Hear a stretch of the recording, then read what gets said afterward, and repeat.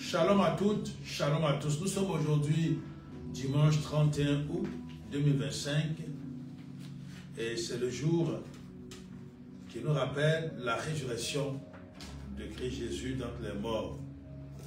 Et ce matin, nous adorons Yeshua HaMashiach. Celui-là qui a été notre substitut à la croix de Golgotha pour que nous ne soyons pas condamnés. Celui-là qui est devenu malédiction afin que nous devenions bénédiction, suivant Galates chapitre 3, verset 13. La Bible déclare dans Deutéronome chapitre 6 et le verset 5, « Tu aimeras l'Éternel ton Dieu de tout ton cœur, de toute ton âme et de toute ta force. » Dans le verset 4 qui le précède, il a dit, « Écoute, Israël. » Aujourd'hui, nous dirions Église. Nous dirions chrétien. Et même, on peut l'étendre à tout le monde entier. Écoute, l'Éternel, notre Dieu, est le seul éternel. C'est-à-dire celui, le seul Dieu. Et ce verset, Christ Jésus va l'exprimer, va le répéter, va dire à ses disciples, et ce dans Matthieu chapitre 22, on trouve aussi cela dans Luc, le chapitre 9. Nous lisons donc Matthieu, le chapitre 22, et nous lisons le verset 36. Matthieu 22, 36. Alors, quand nous lisons le verset 35, on nous dit qu'il y a eu un des docteurs de la loi, un des sadducéens, docteurs de la loi,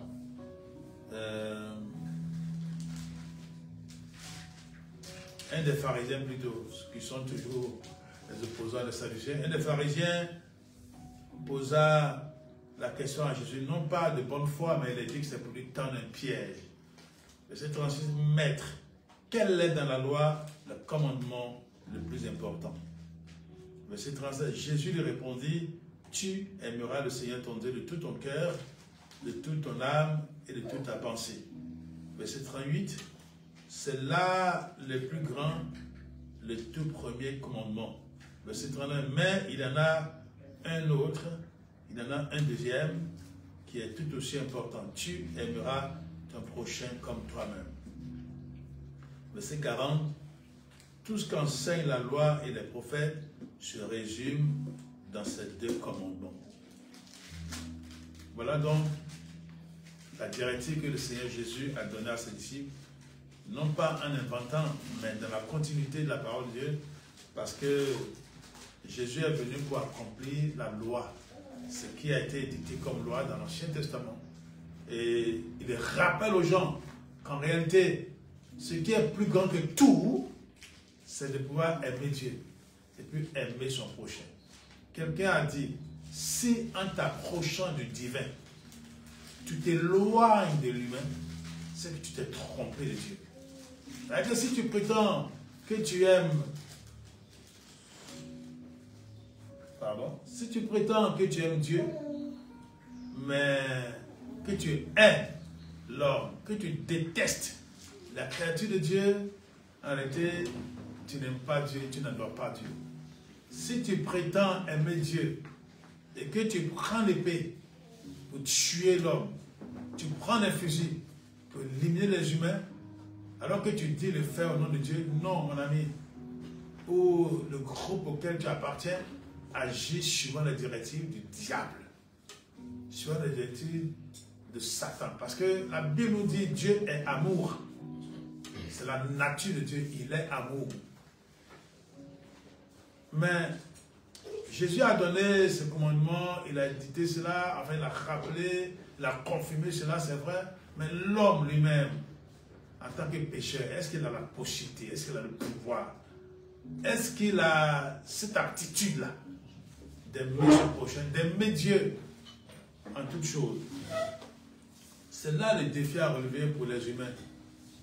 Lorsqu'on étudie l'histoire des humains, ou du moins quand on écoute, quand on regarde l'actualité, on se rend compte qu'en réalité, les humains sont incapables d'aimer véritablement Dieu d'eux-mêmes. C'est pour ça que Dieu lui-même est venu s'incarner en Jésus pour permettre aux humains qui l'acceptent, qui veulent suivre la discipline, de marcher comme lui. Jésus est Dieu. Il est dit qu'en Christ, Jésus habite toute la plénitude de la divinité. Colossiens chapitre 2, vous pouvez lire versets 8, 9 et 10, vous comprendrez. C'est-à-dire que Dieu n'est nulle part ailleurs si ce n'est en Jésus. Il y a des gens qui vous diront, non, Dieu est un tel créateur de religion, un tel fondateur de religion, un tel fondateur de doctrine. En réalité, ce sont des balivernes. Voilà, ce sont des balivernes. C'est pour induire les gens en erreur. La Bible nous dit, là nous allons lire les versets que je viens de citer là, dans Colossiens chapitre 2, que nous aimons tant lire, tant rappeler. Colossiens, c'est le chapitre 2 et le verset 9. Parce qu'il y a des gens qui essaient de détruire les disciples. Et Paul leur écrit, et il leur dit, c'est en lui, c'est en Christ, et en son corps que réside réellement et d'une manière permanente toute la plénitude de la divinité. Verset dit, dans la communion avec lui, vous participerez vous aussi à cette plénitude et vous atteindrez votre plein épanouissement. Car il est le chef de toute souveraineté et de toute puissance.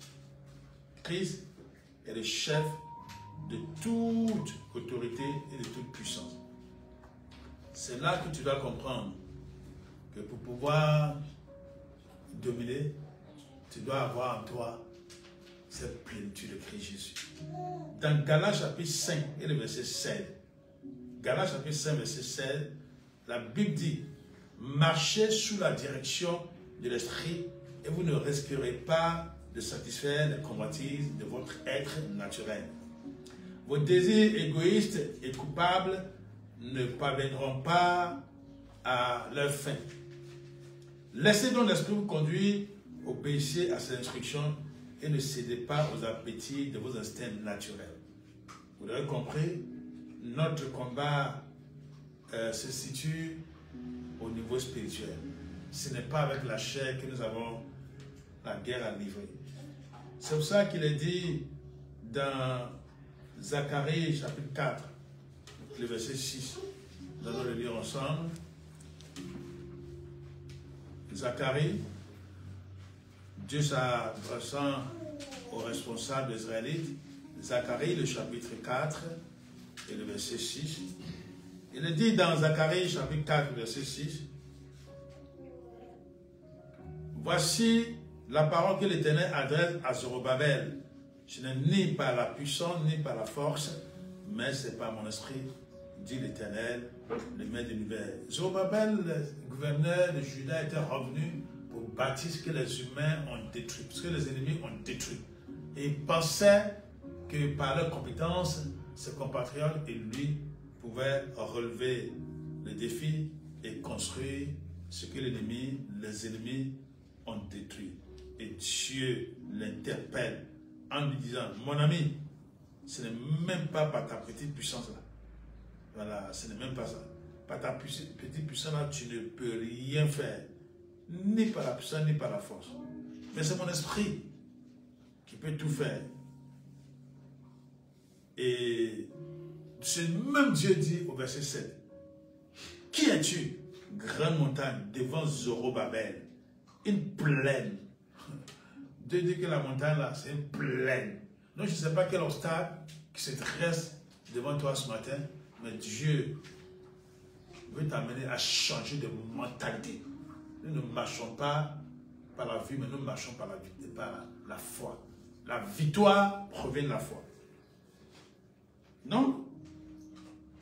Zorobabel lui voyait une montagne et Dieu lui dit, ça là, c'est une plaine.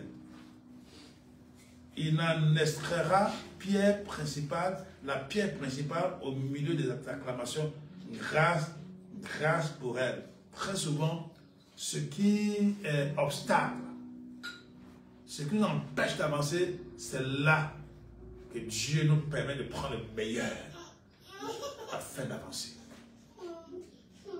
Dieu nous permet de prendre le meilleur là où nous voyons l'obstacle. Il est dit que c'est de cette montagne-là que Zorobabel va extraire la pierre. Quand tu vas extraire la pierre sera la pierre principale avec laquelle il va construire. Est-ce que tu comprends ces choses? La difficulté que tu traverses, le problème qui t'accable, tu te dis que ce problème t'empêche d'avancer, de te lever. Mais Dieu dit, c'est justement de ce problème qu'il viendra la solution avec laquelle tu vas conquérir, avec laquelle tu as bâti ta vie, tu as bâti ton projet, tu as bâti ton avenir. C'est extraordinaire. Tu auras compris, notre sujet ce matin est le suivant, en alerte surnaturelle. En alerte surnaturelle. Nous avons lu des versets, mais nous allons nous appuyer principalement sur Matthieu chapitre 26, le verset 41. Or, vous le connaissez ce verset où Jésus dit à ses disciples, veillez et priez afin que vous ne tombez pas en tentation. Nous allons le lire dans la version parole vivante. Matthieu, le chapitre 26 et le verset 41. Matthieu 26, 41, il est dit,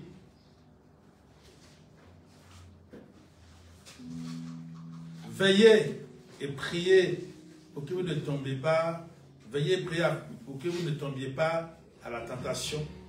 Certes, l'esprit est plein de bonne volonté, mais la nature humaine est faible et le corps a ses défaillances.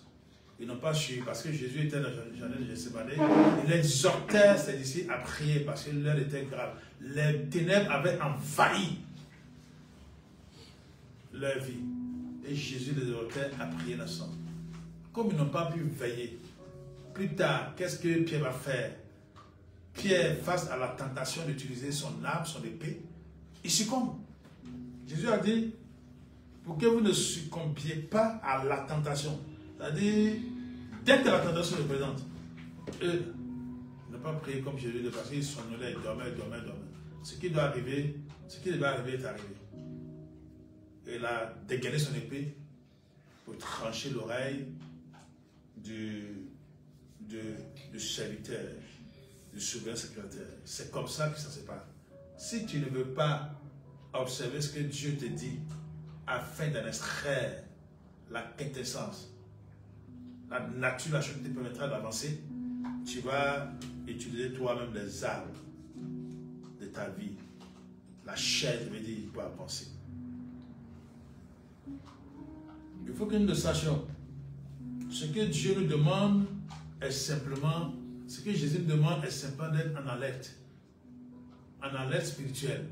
Ce que nous avons dit, alerte surnaturelle.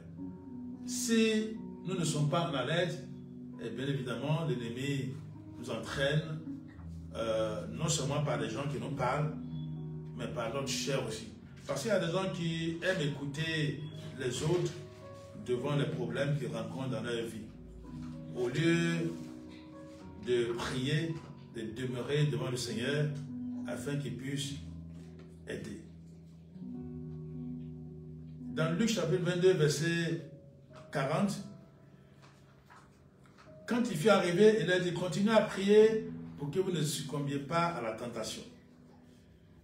C'est pratiquement la même chose. Nous allons lire maintenant Luc chapitre 12, les versets 39 et 40. Luc chapitre 12, versets 39 et 40. Au verset 39, il nous a dit, Luc chapitre 12, verset 39, il a dit, soyez-en certains, si le père de famille savait à quel moment le voleur veut cambrioler sa maison, il se tiendrait certainement en alerte, il ne le laisserait pas pénétrer dans sa demeure. Il se tiendrait en alerte et ne laisserait pas pénétrer, ne laisserait pas le voleur pénétrer dans sa demeure. C'est que vous aussi soyez ainsi sur vos gardes et veillez. Le Fils de l'homme reviendra au moment où vous l'attendrez le moins. Jésus parlait de son retour, il exhortait ses disciples à demeurer dans la vigilance, en alerte. Mais c'est l'alerte que Dieu nous demande là. C'est dans notre vie. C'est toute notre vie, j'allais dire. Il faut faire en sorte que l'ennemi ne nous surprenne pas. Faire en sorte que le voleur ne nous surprenne pas.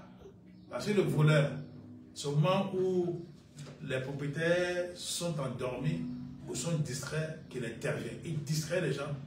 Il y avait quelqu'un qui a mis une vidéo sur les réseaux sociaux où une dame était avec sa fille, sa petite fille, et puis un monsieur a garé cherchant à obtenir des informations. Pendant ce temps, il avait son acolyte de la voiture.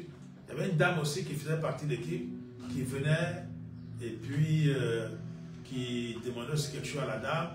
Le temps que la dame était en train de lui donner des informations, l'acolyte qui était dans la voiture est sorti brusquement, a pris l'enfant. Et puis ils ont démarré. Ils ont donc enlevé l'enfant comme ça. Lorsque vous n'êtes pas en alerte surnaturelle, c'est comme ça que le diable vous traite. Peut-être que tu attends une promotion et tu es certainement bien parti parce que vous êtes plusieurs, mais Dieu t'a montré que c'est toi qui es le meilleur et que tu serais pris. Mais puisque ceux qui sont des employés comme toi ne veulent pas de quelqu'un qui ait une certaine envergure, une certaine force, une certaine préscience, une certaine compétence, alors ils se mettront à te combattre. Ils feront tout en sorte que tu puisses être vaincu. Ainsi, ta vie sera traînée. Un chef frère qui m'a dit qu'il a eu un songe, une vision d'ailleurs. Dans cette vision, il était dans sa voiture. Et arrivé à un feu, le feu était rouge. Il a donc s'est arrêté. Elle a marqué le stop pour respecter le feu.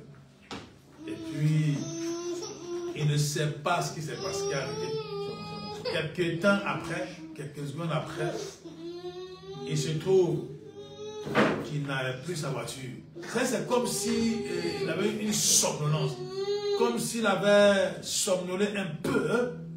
Et puis, il se rend compte que la clé de contact, le contact était dans sa main, mais la voiture n'était pas là.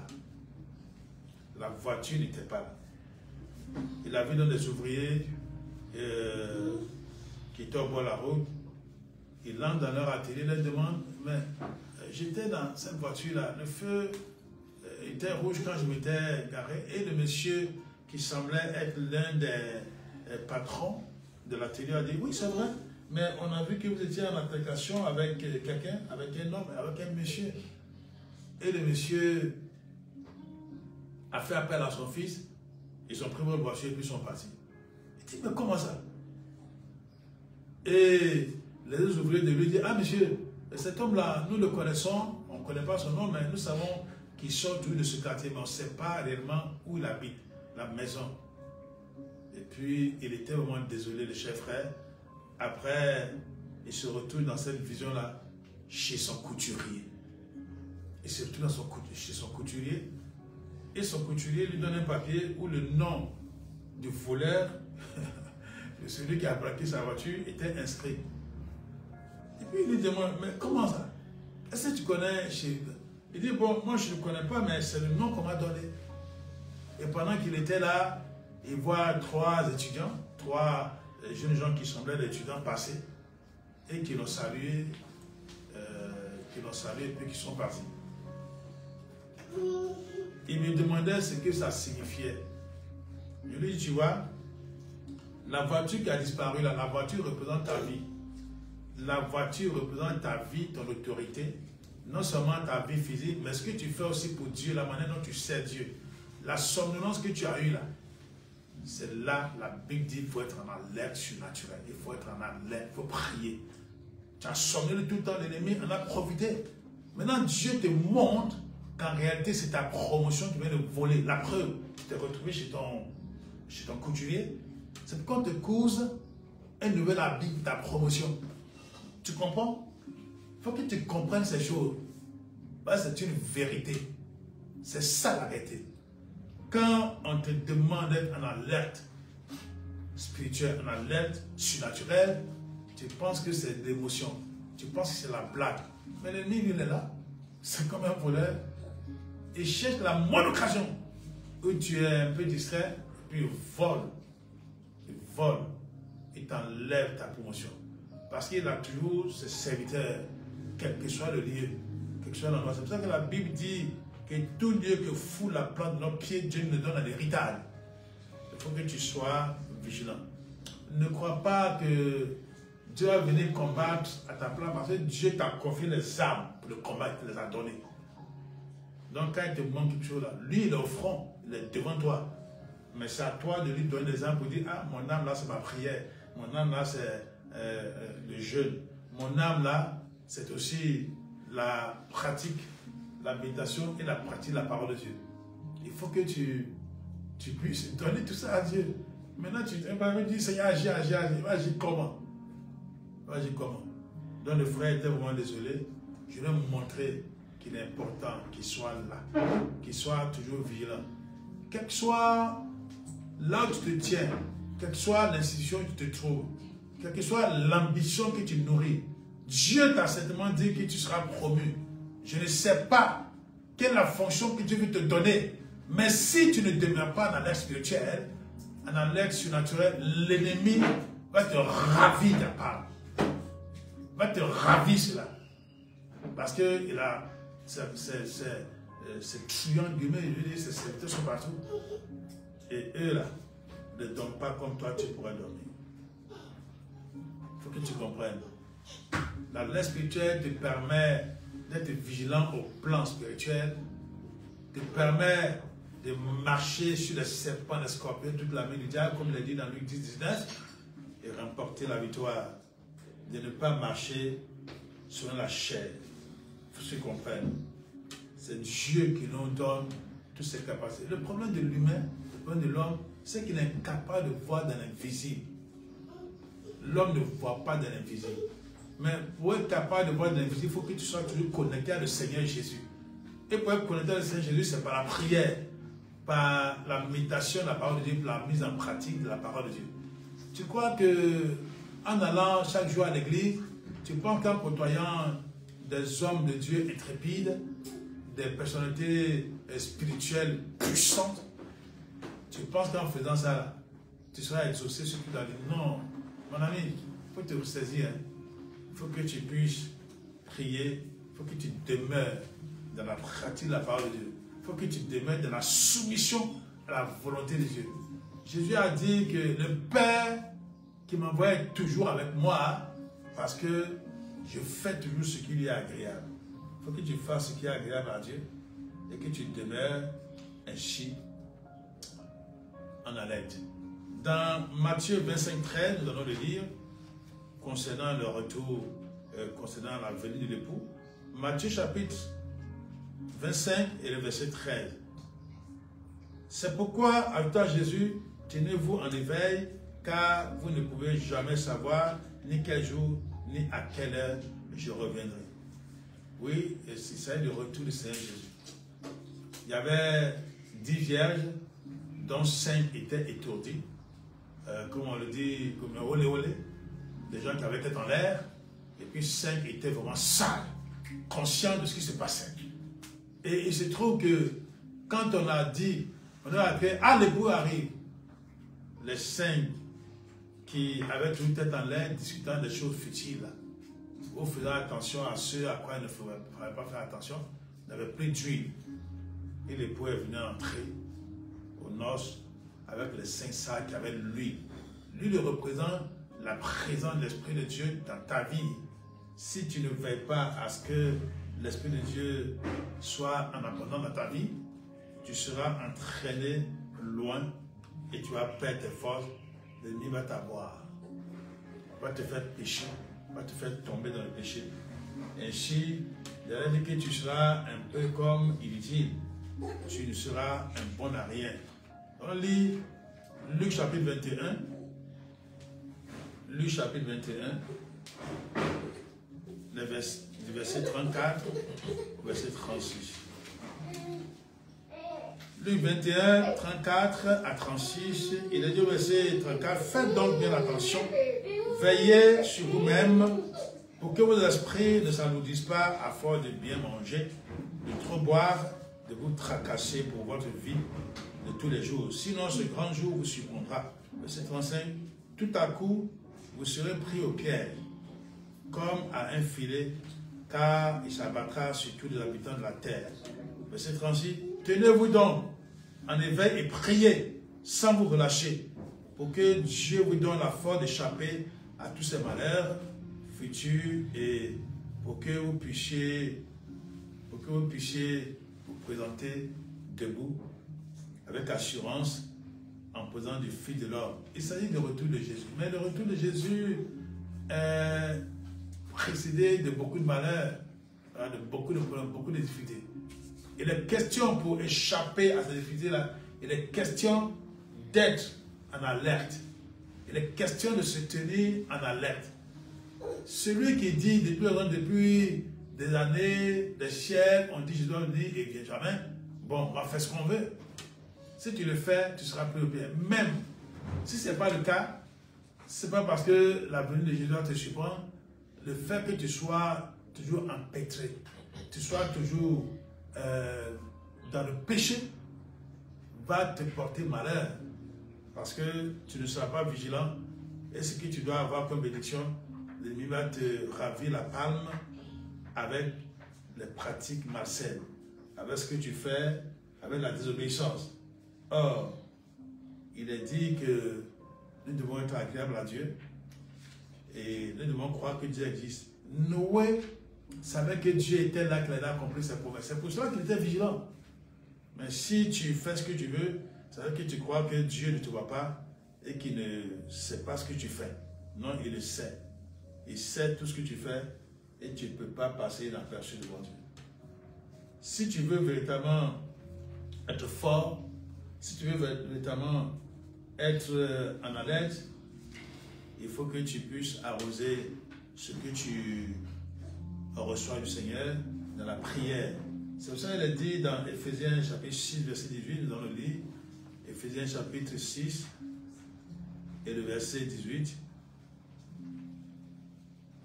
Dans Éphésiens chapitre 6, verset 18, il est dit l'efficacité, il est dit d'abord demeurer en communion avec l'Esprit par une prière persévérante, car l'efficacité de ces âmes dépend d'une intercession qui ne se relâche point. Restez donc alerte et vigilant, attentifs aux occasions favorables, remplis de l'Esprit, plaidant avec une insistance infatigable pour tout ce qui vous sera mis à cœur. Occupez vos veilles à crier à Dieu, à intercéder pour ses serviteurs. Nous sommes invités à être en alerte tout le temps. Même si Dieu t'a donné des possibilités, des capacités, si Dieu t'a équipé, tu as la foi, tu as tout, ces armes-là ne seront pas efficaces si tu ne pries pas. Si tu ne demeures pas en prière. Il faut que tu comprennes cela. Afin que tu ne marches pas en vain. Tu dois comprendre que tout est une question d'alerte surnaturelle.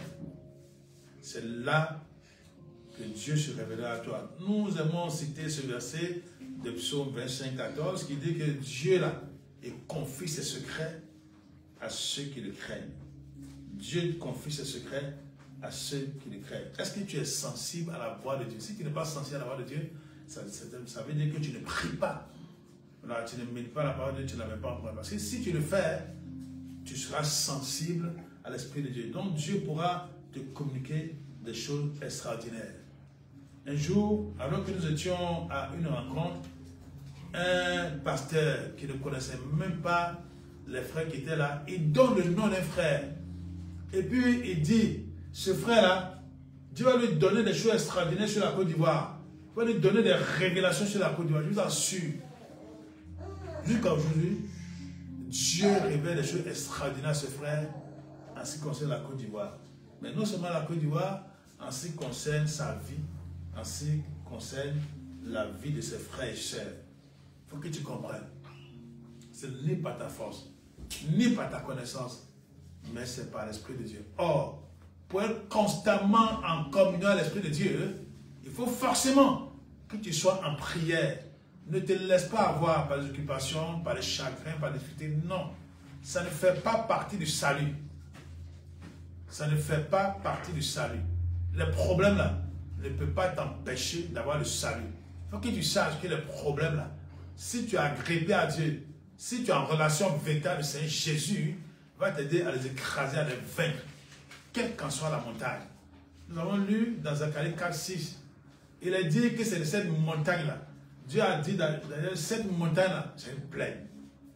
Et il a dit à Zacharie, il a dit à Zorobabel, de cette montagne, tu vas extraire la pierre, qui sera la pierre principale, la pierre angulaire. En Orient, quand on construit à l'angle, il a une pierre qu'on place là, et qui est comme le soutien de toute la maison. Et c'est cela, de ta difficulté, proviendra la pierre qui te permettra de construire, de réussir, de vaincre. Donc arrête de te plaindre. Arrête ça. Arrête d'être distrait parce que tu arrives. Mais mets-toi à genoux. Demeure devant le Seigneur et tu verras qu'en étant en alerte surnaturelle, tu vaincras sur toute la vie. Au nom de Jésus. Amen.